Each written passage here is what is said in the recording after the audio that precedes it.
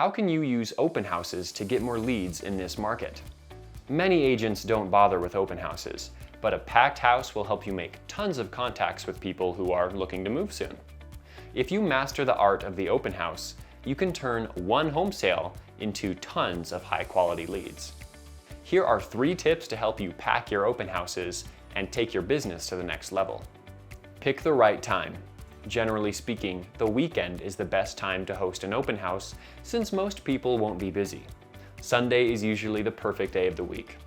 Next, pick the right time of day. If your client is in an urban area, 11 a.m. to 3 p.m. is the best time, while those living in the suburbs should open between 12 p.m. and 4 p.m. to maximize traffic. Market like a pro. Dedicate yourself to marketing the event everywhere you can, like the MLS, Facebook, your blog, your database, etc.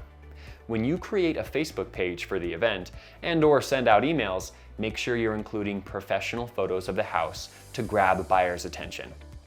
Finally, physical signs in your client's neighborhood will make it easy for people to find the property, even if they're just passing through on a whim. Network, network, network.